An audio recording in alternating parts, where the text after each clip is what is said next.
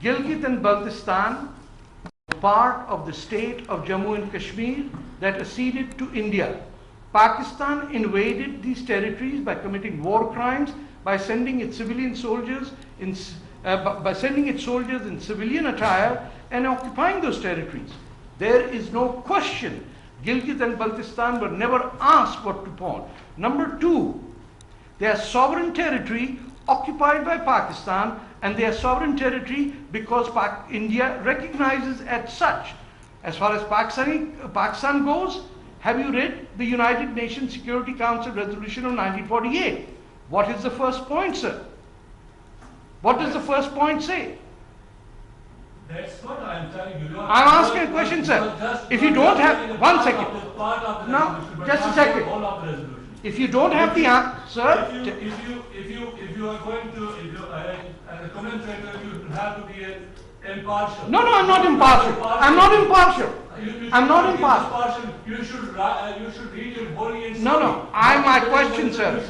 It is settled in the United Nations. Government Kashmir is disputed. No, it's not. Not part of it, yeah. It's not. Have you? It is. You can go to UN map. Okay. I have one question. Have you read the United Nations Security Council resolution? Yeah. And what is line number 1? What is line number 1? You don't know, right? I know. What does it say? Please tell me. What is it? What you have read? It says that Pakistan will withdraw every soldier and civilian from the territory of the state of Jammu and Kashmir that it did not occupy or were not present there on August 14, 1947. Yeah. So get the damn Pakistani troops out of there and get your surrogates from the Chinese army out of that area and then come down and talk. Don't spend this Pakistani propaganda over here that Jammu and Kashmir. No, sir. Why you say Pakistani propaganda? Because you are a terrorist government. I am also like Baranda is here. I am also here. I am fighting for my rights. How can you then be as a terrorist or a Pakistani? Anybody supporting Pakistan is a terrorist. You see, the UN resolutions are that both. You haven't read it, sir. Has to retry his forces. You have not read it, and you do not have the courage to admit it. First begin with the UN Security Council Resolution 48. Sir, have you read it?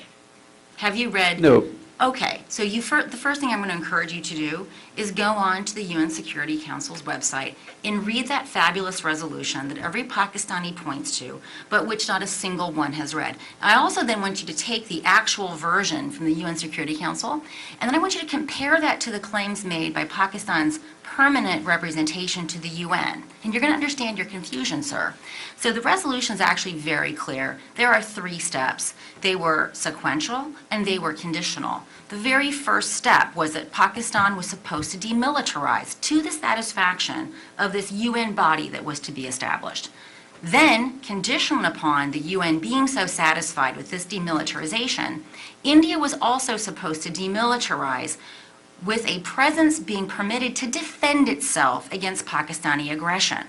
The third, having both of those 2 steps taken place to the satisfaction in sequence to this preferences of the UN, then the plebiscite would be held. So all those Pakistanis that are so upset about the plebiscite that never happened, they have their own government to blame because Pakistan never fulfilled the first necessary but insufficient condition. So I'm going to encourage you to actually read that before you ever make such a fool of yourself again by presenting it in public, right? So just do yourself a favor by reading the darn thing.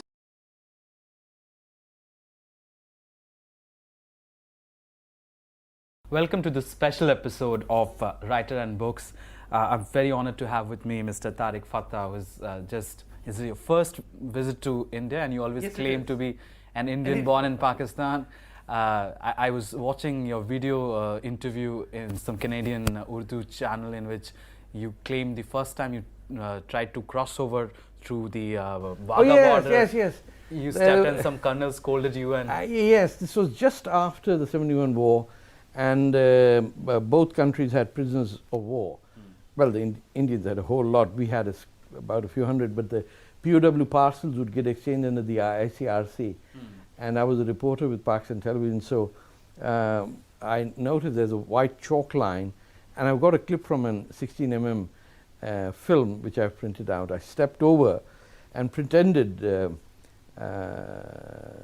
I had just crossed, and I just heard a very loud voice from And Was it an Indian colonel? Or? it was, yeah, obviously Pakistani colonels don't shout loud. They were looking for barfi and pan that came from the... believe me, at those junctures, the only conversation that would be, sir, aapke paas pan hai? Yahan khatam ho gaya. You also, I remember watching one of your interviews in which you mentioned 71 mein withdraw, surrender karne ke baad they asked for a whiskey. Yes, the main issue was, what I hear is, the film Mehbooba, no,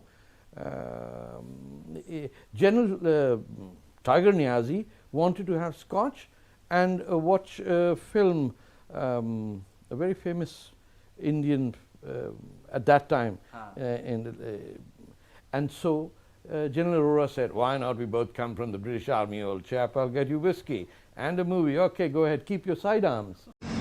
भाई Canada से हम और हमारे साथी सबको सलाम कहते हैं, लेकिन बलूचिस्तान की आज़ादी की जंग जो है वो अपने आप को मार के नहीं होती है, वो दुश्मन को मार के होती है। जाहिद बलोच की आज़ादी के लिए हम यहाँ जद्दोजहद कर रहे हैं, अपने आप को मारने से कोई फ़ायदा नहीं होगा। दुश्मन को जाके मारें, दुश्मन के सामने खुद मरने का शौक़ ख़त्म करें। बलूचिस्तान जिंदाबाद।